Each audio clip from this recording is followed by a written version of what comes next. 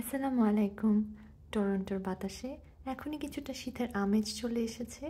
গাছের পাতাতেও কিছু কিছু রং ধারণ করা শুরু করেছে। গত রবিবার হঠাৎ করে সিদ্ধান্ত নেওয়া যে টরন্টোর একটি গ্রাম থেকে ঘুরে আসব। নাম হলো আক্সব্রিজ। ১.৫ বছর হয়েছে টরন্টো এসেছি।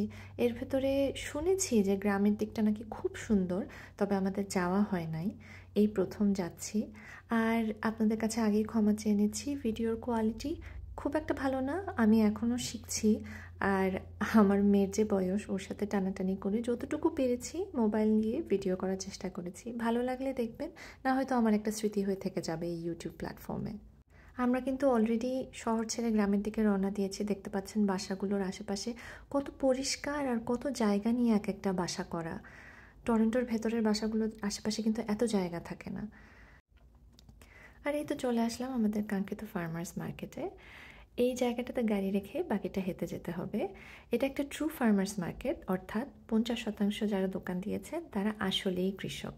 এটা খোলা থাকবে অক্টোবর মাসের শেষ পর্যন্ত, প্রত্যেক রবিবার ৯টা থেকে ২টা। এই যে দেখতে পাচ্ছেন, এটা একটা চায়ের দোকান।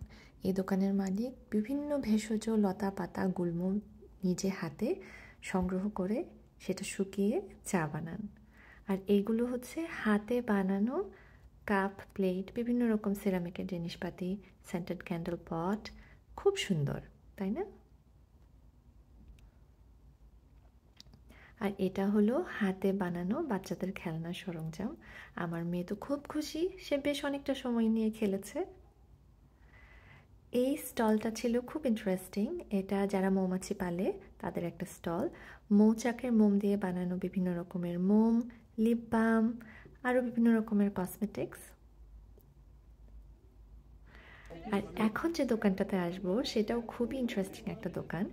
এই দোকানের মালিক একসময় কানাডার মেডিকেল সেক্টরে কাজ করতেন, কিন্তু এখন সেই চাকরি ছেড়ে দিয়ে নিজের হাতে সাবান বানাচ্ছেন আর মোম বানাচ্ছেন। আর সাবানগুলো এত সুন্দর গন্ধ, মোমগুলোতেও খুব সুন্দর ফ্রেগন্যান্স ছড়াচ্ছিল। আমার খুব ভালো লেগেছে।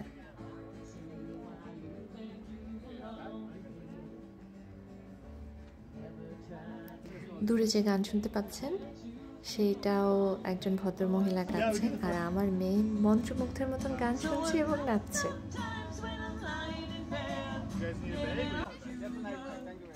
আসেন আপনাদেরও শুনুন। What's going on? And I say, hey, hey, hey, hey, hey, hey, hey. I said, hey, what's going on? আর এই যে একটা গিফট পেয়েছি নিজের জন্মদিন উপলক্ষে ওই দোকান থেকে, একটি সাবান। এই সাবানের গন্ধটা আমার ছোটবেলার কস্কো সাবানের কথা মনে করিয়ে দেয়। আপনাদের মনে আছে কি না? কস্কো গ্লিসারিন সোপ, অনেকটা ওরকম গন্ধ। ফার্মার্স মার্কেটে একজন ব্যবসায়ী আমাদেরকে বললেন যে কাছে একটা পার্ক আছে যেখানে একটা এক্সিবিশনের মতন হচ্ছে, মেলার মতন। তো আমরা আর কি কথা চলে আসলাম।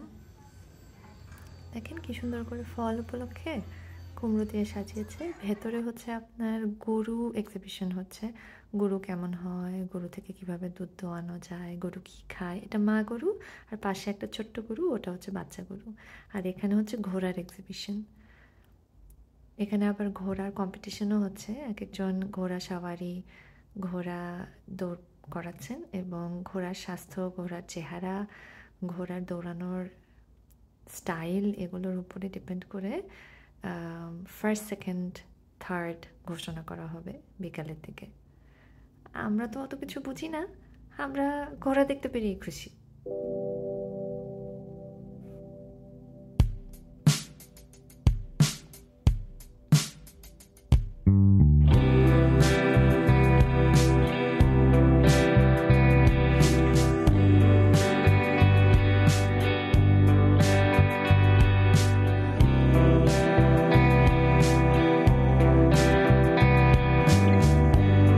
এরপরে আমরা গিয়েছিলাম কারুশিল্পের কিংবা হস্তশিল্পের এক্সিবিশন হলে। এখানে হাতে বানানো জিনিসগুলো দেখানো হচ্ছে। যেরকম ধরেন এই জিনিসগুলো চিনি দিয়ে বানানো, সুগার কিউবস দিয়ে বানানো। মিষ্টি মিষ্টি একটা গন্ধ পাওয়া যাচ্ছিল কাছে গেলে।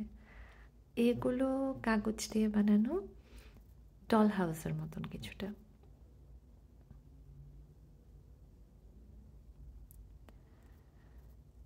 এখানে এসে তো আমার মেয়ে খুব খুশি। এখানে বিভিন্ন রকম রাইডস ছিল, কুপন দিয়ে ওঠা যেত। সে উঠেছে, 3টাতে উঠেছে।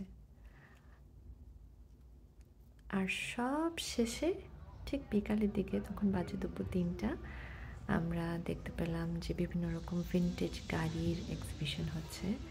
যেরকম ধরেন এই গাড়িটা সম্ভবত 1970 সালের, এই গাড়িটা 1950 সালের। এটা শেভরলে। আমি গাড়ির ব্যাপারে তেমন কিছু বুঝি না, তবে দেখতে ভালো লেগেছে। আর এই যে গাড়িটা দেখছেন, ক্রিম আর পিঙ্ক কালার, গাড়িটা দেখে আমি আমার হাজব্যান্ডকে বলছিলাম যে দেখো গাড়িটা সুন্দর না? আর এই গাড়িটাই প্রথম পুরস্কার পেয়েছে। এই গাড়িটা দেখে তো আমি খুবই অবাক হয়েছি। এটা ফোর্ডের একটা গাড়ি। এটা হলো 1930 সালের গাড়ি। এই সব গাড়ি কিন্তু আবার চলে, মানে চালিয়েই নিয়ে এসেছে, এক্সিবিশন করেছে, পুরস্কার ঘোষণা করার পরে আবার চালিয়ে নিয়ে চলে গেছে। আর আমরা এখানে আমাদের খুব সাধারণ গাড়িতে করে ভুট্টার ক্ষেত দেখতে দেখতে আবার বাড়ির দিকে চলে যাচ্ছি। আজকে এই পর্যন্তই। আল্লাহ হাফেজ।